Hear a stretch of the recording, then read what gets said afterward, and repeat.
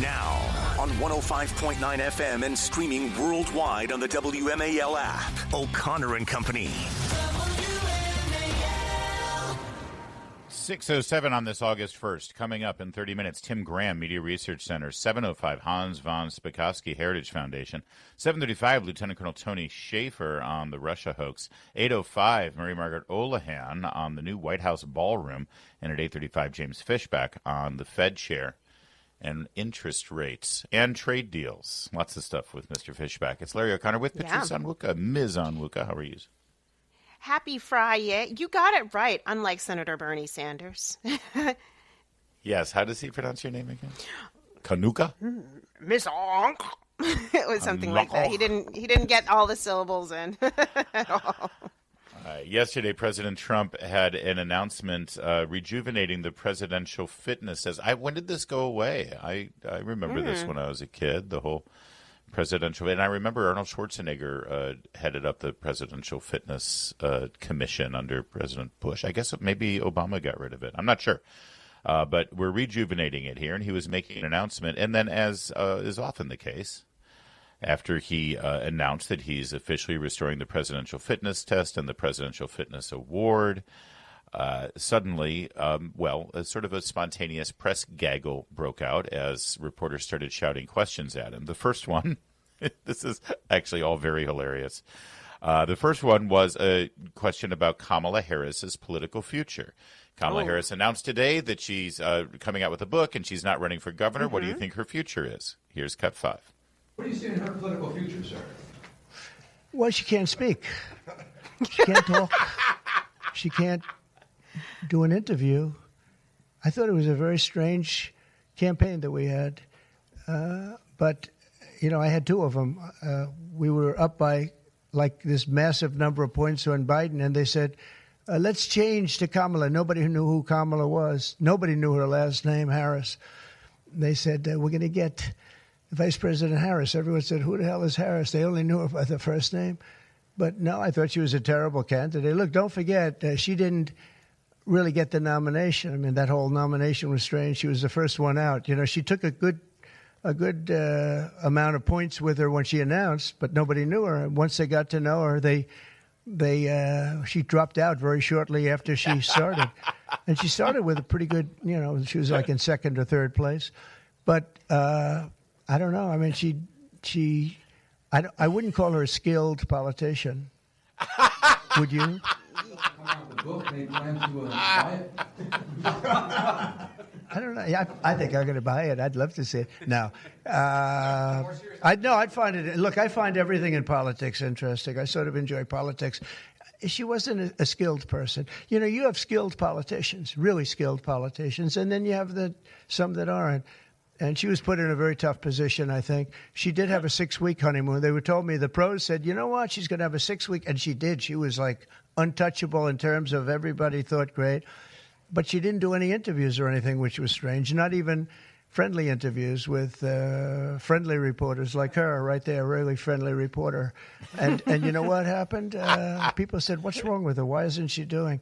She made a mistake. She should have done interviews. She didn't run a great campaign, but we beat Biden, and then we had to beat – nobody's beaten 2. I had to beat 2. That's like Dana White. The great Dana White has a fight, and he has a fighter that's getting the hell knocked out of him. They say, well, let's take him out and put somebody else in. Didn't seem fair to me at the time, but where are we? We're in the White House. So, I mean, so it worked out. Oh, fact check true on all of those classic. Things. I would add, though, he did beat Biden and he beat Kamala Harris. He also beat the media, by the way, which is the subtitle of my book, Shameless Liars. You should get it. All right. Then, because this was a fitness-oriented conversation, he was asked about football, in particular football right here in Washington, D.C. Sports fans have been very supportive. If you go back to the original names of Cleveland Indians, the Washington Redskins. Oh, I love that. I love the sound of that. Well, I do the Washington Redskins. I think they should do it. I told the mayor and I told people that they should bring back the name. If they bring back the name, you'll have a lot of excitement. And, I mean, Cleveland Indians, how about that? That was an original franchise, 1903 or something, 1906, an original, the Cleveland Indians. And what do? They change the name from Indians. What's wrong with the word Indian? You know who is upset about it. The Indians are upset about it. They're upset about Redskins, too. So Redskins, I guess you'd say it was a little bit lesser of a case, but people want to see the Redskins, and the Indians want to see the Redskins back. No, I recommend it. I was asked that question the other day. The Washington Redskins, it's a fabled franchise. And now, I don't even know what the hell their last name is. What are they doing? Commanders or something? Is it Commanders? It's not a good name. I just appreciate the direct openness, no political correctness. I mean, who hates the name the Indians? Yeah, exactly. It's just hilarious. What he was saying is he hates the fact that they changed the name. Yes, that's right. That's yes, right. A lot of Native Americans. I'll be political correct here. They actually have come out and said it's a point of pride. They like the Redskins name. Exactly. Yes. All right. And then, strangely, he had a football player with him up there. He had a couple of different, famed retired athletes, but one currently active NFL player, Harrison Butker. Now, he is the place kicker for the Super Bowl champions, Kansas City Chiefs. Yeah. And something very weird happened. This is cut number 6. I'll just let it speak for itself. I guess he's considered the best there is in the business, Harrison Butker.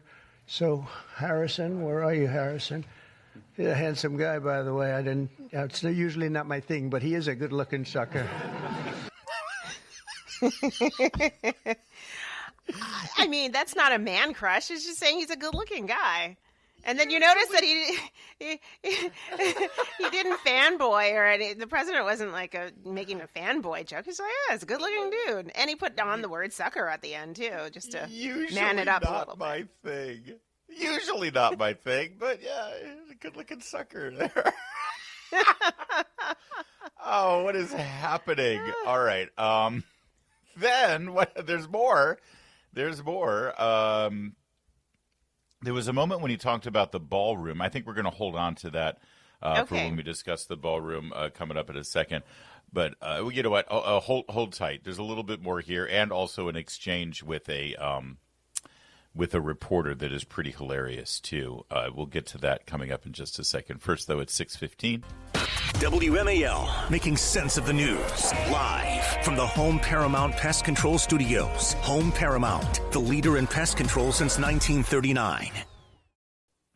All right, so yesterday also at the White House during this impromptu press gaggle that was just hilarious, including Trump, strangely, there's no other word to say it, flirting with Harrison Butker, the place kicker for the Kansas City Chiefs. That's not flirting, Larry. He threw in there, it's a little flirtatious.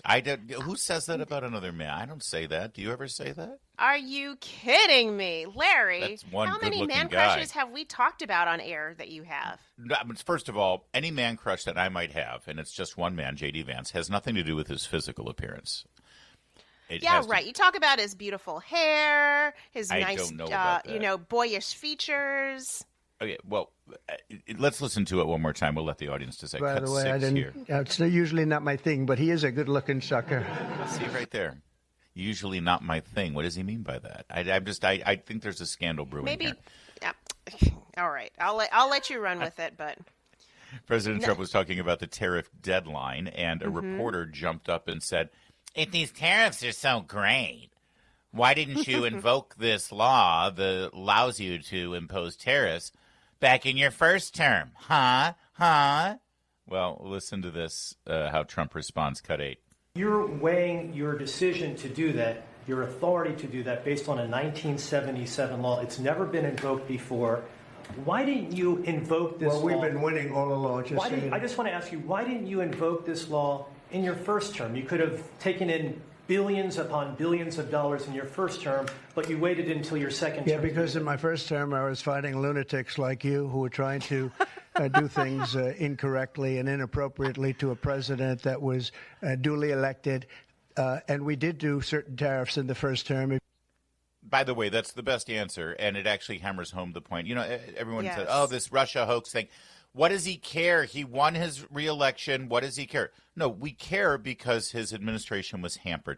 Do you know how much time, how much money? I have friends who worked in that administration that had to lawyer up and spent hundreds of thousands of dollars. They don't get that reimbursed, by the way. That's right. All out Yes. of pocket to lawyer up and answer questions to the Mueller team and all these other investigations, and it was all built on garbage. They were persecuted, they were harmed, and yes, Trump was distracted by this, sadly, during much of his first term, and there was a lot that he didn't do that he could have done because of it. Well, and so he I'm glad faced an you said impeachment based on that. But, you know, the irony Well, is to that... be fair, the impeachment was based on the Ukraine hoax, a whole other hoax with the telephone call to Ukraine. No, but I'm glad you raised this. This is what happened. The Russia hoax was the first 2 years of his presidency to undermine his legitimacy and to plant the seed in the American voters' mind that he was not legitimate and that he was only there because of assisting Russia. It so undermined his popularity and his effectiveness. Then the midterms came around. Democrats swept into power. Yes. And then once they had power, even during the transition before the Congress was sworn in, they were already planning the impeachment.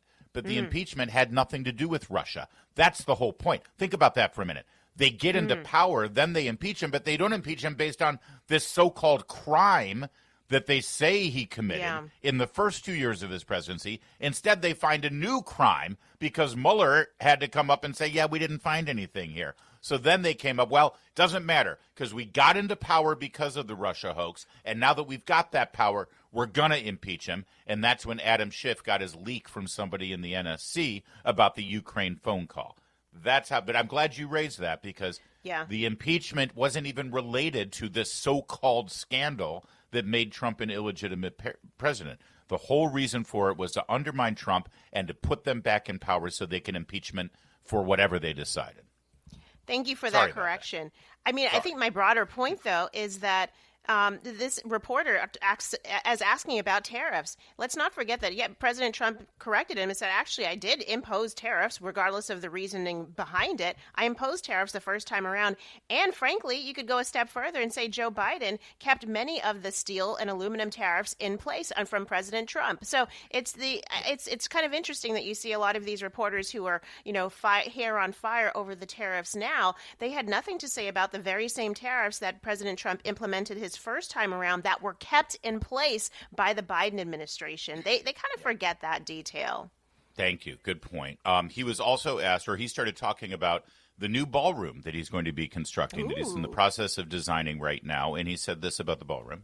We've been planning it for a long time. They've wanted a ballroom at the White House for more than 150 years, but there's never been a president that was good at ballrooms. I'm really good. In fact, I looked at one that we just built in Turnberry in Scotland, and it's incredible.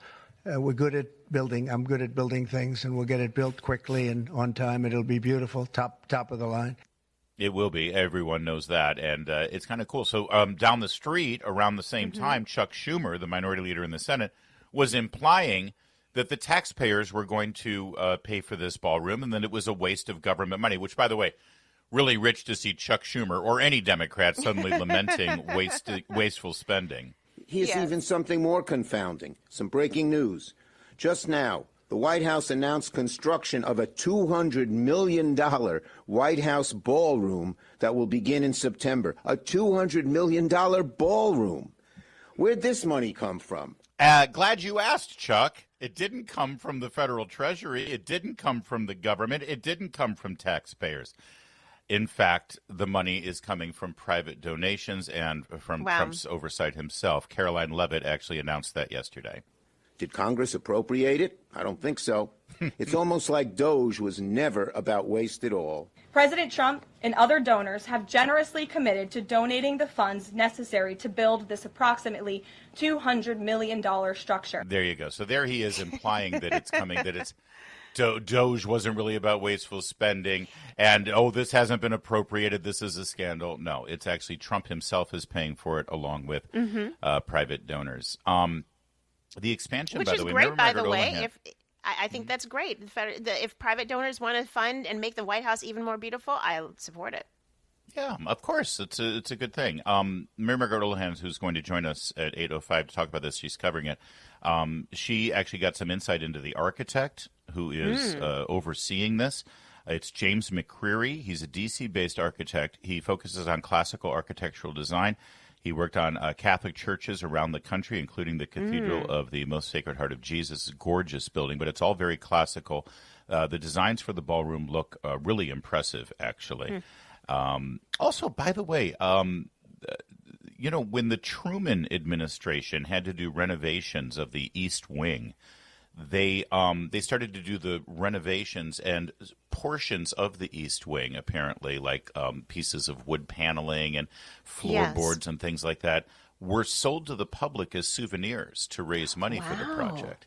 I wonder if they should do something. Would you buy a little piece of the White House as a souvenir? Absolutely, of course. Chunk, right? Yes. That would be kind of neat.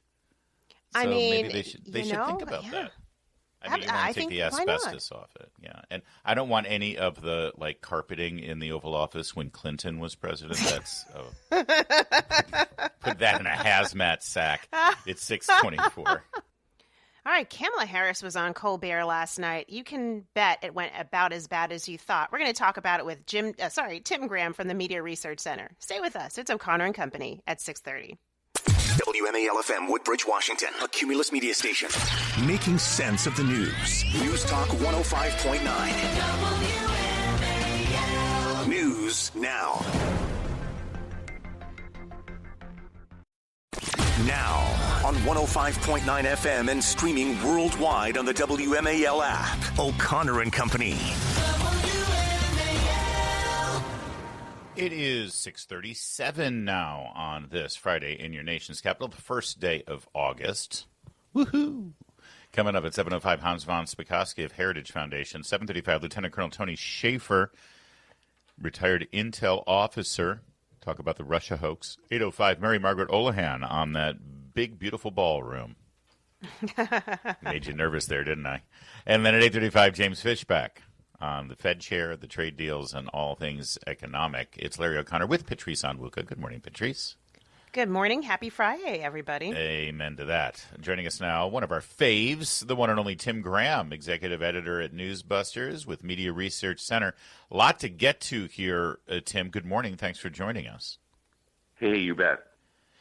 The Russia hoax during 2016 and 2017, CBS, ABC, and NBC, just the three broadcast networks, spent 2,300 minutes on that story, which, of course, explains why President Trump was deemed by 66% of Democrat voters to have illegitimately won the presidency.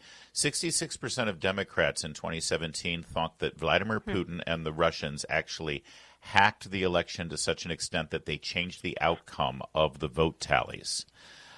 That's how much coverage they gave to this myth. We're learning now it was completely paid for by Hillary Clinton and completely created out of whole cloth, and Obama directed it. That said, that was 2016 and 17, 2,300 minutes. Tim Graham, this week, 2025, after the declassification and all the revelations in the last 10 days, those same three networks have spent less than 3 minutes on the story. Less than 3 minutes, Tim Graham.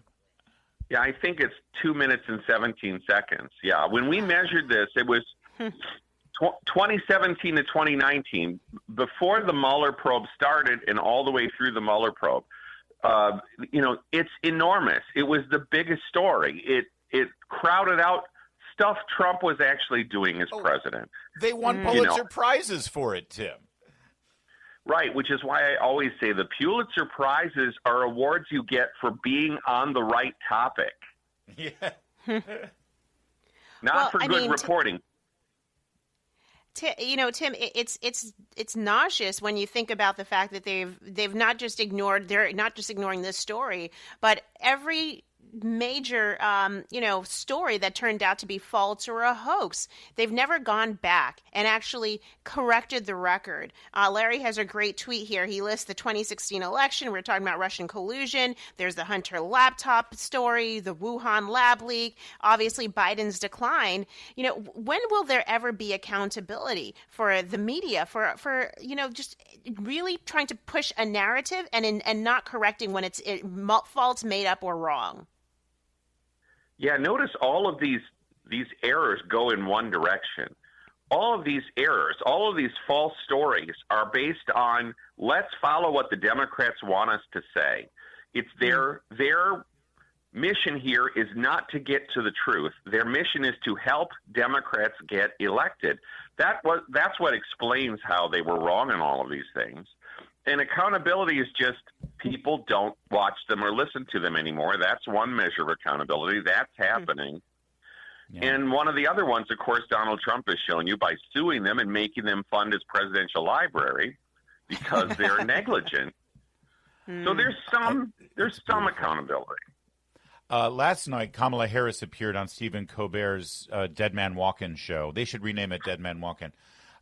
He's a lame duck late-night talk show host, so of course Kamala Harris appeared.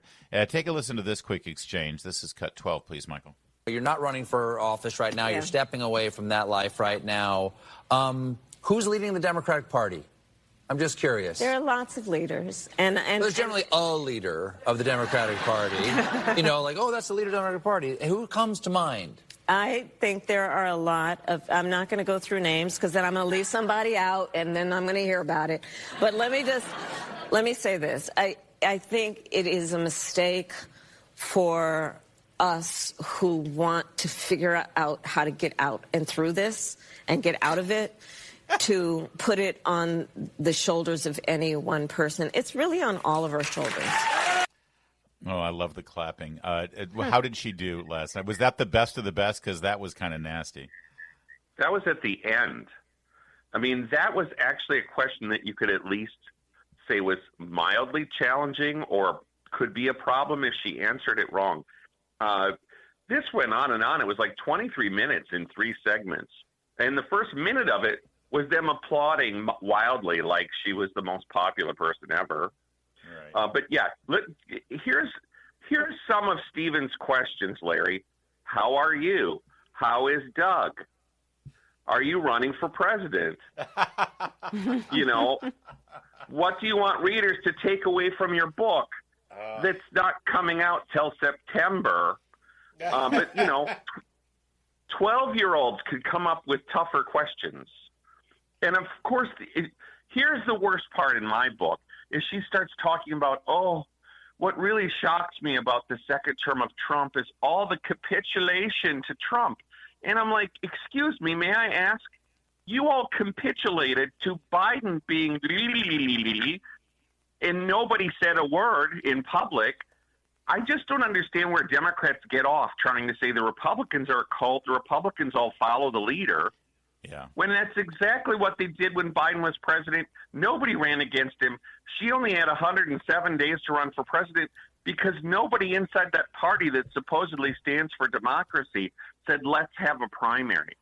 It's all great points, Tim Grant, as usual, as we expect from the grand poobah of NewsBusters, long time. Are you okay now at Media Research? And I worry about your employment future now that NPR is gone or at least defunded. Are you going to be all right? Well, look, you know those people are coming back around here in a couple of weeks and trying to get the money put back in. So that's true. We're not resting. We're not the work resting. Continues. Yep. Thanks, Tim. They Always still good to talk to you. Thanks, Tim. It's 6:43. This afternoon on the Derek Hunter Show, the world seems poised to recognize Palestine. Do they really care, or do they just hate Jews? We'll talk about it at 3 o'clock on WMAL. Spoiler alert, they just hate Jews. That's going to be a good Derek Hunter Show this afternoon. It's 6:48 now. Patrice Onwuka. Yesterday, the president, through his spokesperson, Caroline Leavitt, made it clear to the United States Senate that they need to ramp up their efforts to get confirmations done for all of his nominees. Take a listen to Ms. Leavitt here, cut 14. There's growing frustration that more of Trump's nominees haven't been confirmed. Why does the president think Senate Republicans are so behind, and has he had any further conversations with Leader Thune about it? The president has had many conversations with his friends in the United States Senate about advancing his nominees, his judicial nominees through this process. It is critical that we get these good attorneys in these positions so that we can end the weaponization of justice, so we can have true law and order in our country. It's unfortunate the Democrats are playing political games, but the president has made it clear to Senate Republicans they need to do everything in their power to advance the president's nominees as well. All right. And also, in addition, the president specifically put out a truth going after Senator Chuck Grassley, a Republican chairman of the Judiciary Committee, to fast-track some of the judicial nominees. Grassley pushed back. Our guest coming up later in the program, Hans von Spakovsky, he's joining us at 7, so that's like in 15 minutes. He actually wrote about this earlier and specifically said that this administration cannot continue to function without getting these nominees through the Senate. And otherwise, you do recess appointments, but they're sort of tinkering with going into recess or not officially. So I don't know, Patrice, it seems like this happens all the time, specifically with Republicans. This is the way the Democrats, through the levers of the Senate, can resist and delay and hamper Donald Trump from being an effective president. It did not go the other way when Biden was president, of course, because Republicans play nice and Democrats, well, they don't. Well, I mean, it's interesting in Hans's piece here. As of the 22nd of July, 256 nominations were still pending. Only 86 have been confirmed. And these are important positions, not just undersecretary positions, which are the people who are doing a lot of the day-to-day work that needs to get done to enact the president's agenda. But you have U.S. attorneys that have yet to be appointed and kind of shuffling that needs to be done just to ensure that the right people can be in place where they need to be. Listen, should the Senate get to have August recessed? I mean, this is a really important priority. And I can understand why President Trump is saying, nope, cancel August recess. The House right now, they're out. And you know what they're doing? A lot of them are actually touting the one big beautiful bill. So there is kind of a trade-off, because if the Senate is out on August recess, they could be out there debunking the myths that the left is putting out there about the one big beautiful bill. But they need to get their work done too. And that's to ensure that the administration can continue to function at its fullest potential by having these nominees confirmed. We'll try to unpack more of this with Hans coming up at 7:05 when he joins us, and what can and should be done here, and whether President Trump going after Grassley directly and somewhat personally is necessarily the right choice. That's all coming up right now at 6:52. Making sense of your world. I don't know where to begin. News Talk 105.9 WMAL. Thanks for taking my call. Making sense of the news.